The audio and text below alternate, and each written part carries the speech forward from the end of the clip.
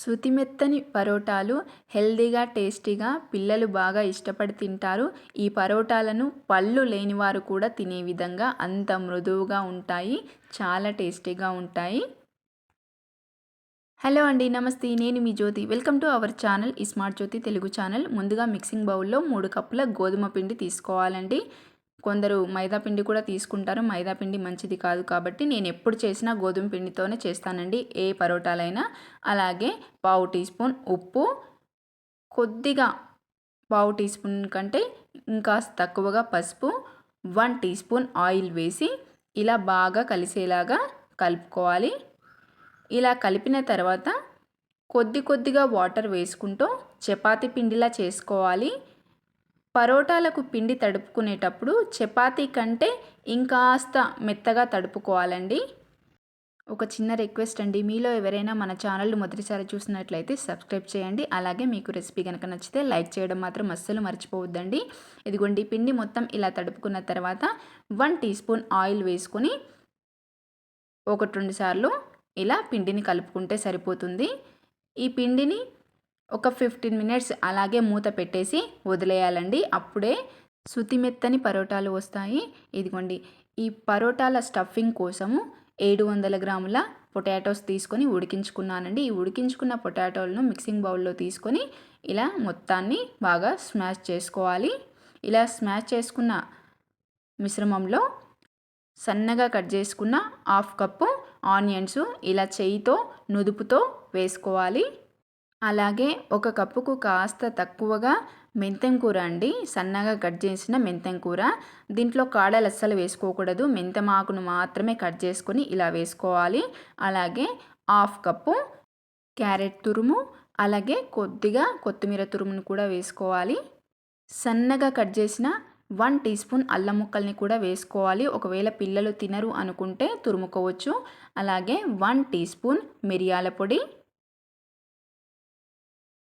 2 tea spoons మిర్చి paste, పచ్చిమిర్చి paste అండి. కొద్దిగా ఉప్పేసి రోట్లో నూరేసుకున్నాను. అలాగే పావు టీ స్పూన్ జీలకర్ర పొడి, 1/2 టీ స్పూన్ ధనియాల పొడి, పావు teaspoon chaat masala, 1 teaspoon ఉప్పు, ఇవన్నీ వేసుకొని బాగా కలుపుకోవాలండి. ఇదిగోండి ఇలా. దీంట్లో ఇంకా కావాలి అనుకుంటే బీట్రూట్ తురుము కూడా వేసుకోవచ్చండి, చాలా బాగుంటుంది. ఇదిగోండి ఇలా అన్నీ వేసుకొని బాగా కలుపుకున్న తర్వాత దీంట్లో ఒక 1/2 టీ స్పూన్ ఆయిల్ కూడా వేసుకొని ఇంకొకసారి కలుపుకోవాలి. టేస్ట్ బాగుంటుందండి ఇలా ఆయిల్ వేసుకొని కలుపుకోవడం వల్ల. కొందరు పోపు కూడా పెట్టుకుంటారు, నేను ఇక్కడ పోపు ఏం పెట్టట్లేదండి. ఇదిగోండి ఇలా అంతా కలిపి పక్కన పెట్టేసుకున్న తర్వాత ఇదిగోండి 15 మినిట్స్ పిండికి రెస్ట్ ఇచ్చాం కదా. ఇదిగోండి పిండి చూసారా ఎలా అయ్యిందో. ఇప్పుడు కాస్త చెయ్యికి నూనె రాసుకొని ఒకసారి పిండి మొత్తాన్ని బాగా ఒత్తుకోవాలి. ఇదిగోండి ఇలా సాఫ్ట్గా అయ్యింది చూసారా. ఇప్పుడు పరోటాలకి పిండి పర్ఫెక్ట్గా ఉంది. ఇదిగోండి ఇలా మనం పిండిని నెమ్మదిగా ప్రెస్ చేస్తే ఇలా అవ్వాలన్నమాట.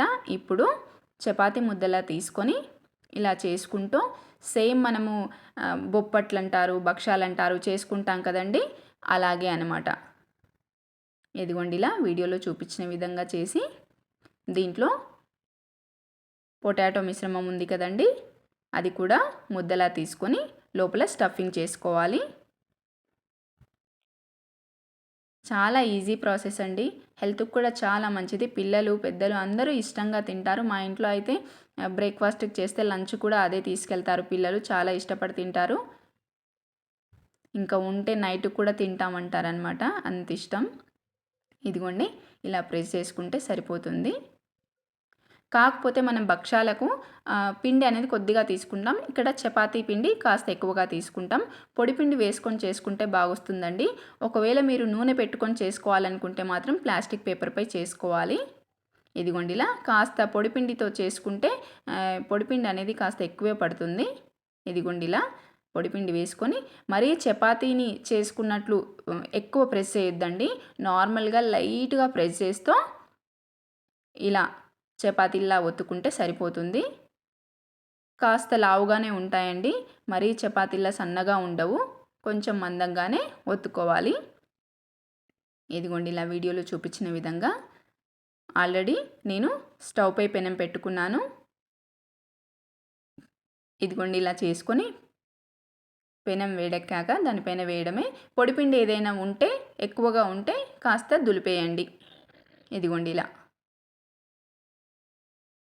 ఒక సైడ్ కాలిన తర్వాత దాన్ని టర్న్ చేసి అప్పుడు నెయ్యి కానీ నూనె కానీ రాసుకోవాలి. నేనైతే ఇక్కడ నెయ్యి రాస్తున్నాను, ఇంట్లో చేసిన నెయ్యే. కొందరు బటర్ కూడా రాసుకుంటారు, అంటే ఎవరికి ఇష్టం ఉన్నట్టు వాళ్ళు రాసుకుంటారు. ఇదిగోండి టర్న్ చేసి ఇలా రెండు వైపులా నెయ్యి రాసుకుంటే సరిపోతుంది. కాలిన సైడు మాత్రమే నెయ్యి రాసుకోవాలండి. మనం పరోటా తీసిన తర్వాత పెనంపై ఏదైనా పిండి ఉంటే దాన్ని ఒక క్లాత్తో తీసేయాలి. ఇదిగోండి లైట్గా పొంగుతో ఇలా బాగా వస్తాయండి, అస్సలు గట్టిపడవు, చాలా బాగుంటాయి. చూసారు కదండి, హెల్దీ అండ్ టేస్టీ పరోటా చాలా బాగుంటాయి. ఈ రెసిపీ కనుక మీకు నచ్చితే లైక్ చేసి మీ ఫ్రెండ్స్కి రిలేటివ్స్కి షేర్ చేయండి. ఇంకెందుకండి ఆలస్యం, నేను చేసిన ఈ పరోటాలని మీరు కూడా చేసుకొని తిని ఎలా వచ్చాయి ఏంటి అనేది కామెంట్లో షేర్ చేయండి. మీ కామెంట్స్ అనేటివి నాకు చాలా చాలా వాల్యుబుల్ అండి.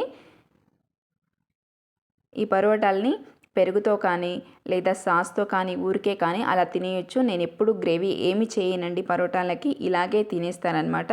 కాస్త పెరుగు పచ్చడి అయినా లేకపోతే ప్లెయిన్ పెరుగుతో అయినా తినేయచ్చు. చూసారా ఎంత మెత్తగా వచ్చాయో. ఇదిగోండి ఇలా చాలా మెత్తగా ఉంటాయండి, మృదువుగా. ఇదిగోండి ఇలా రెండు పొరలుగా ఇలా చాలా బాగుంటాయి. ఇది అండి ఇవాల్టి రెసిపీ. ఇంకా మీకు ఏ రెసిపీస్ కావాలో కామెంట్లో చెప్పండి, నేను మీతో షేర్ చేస్తాను. Thank you for watching.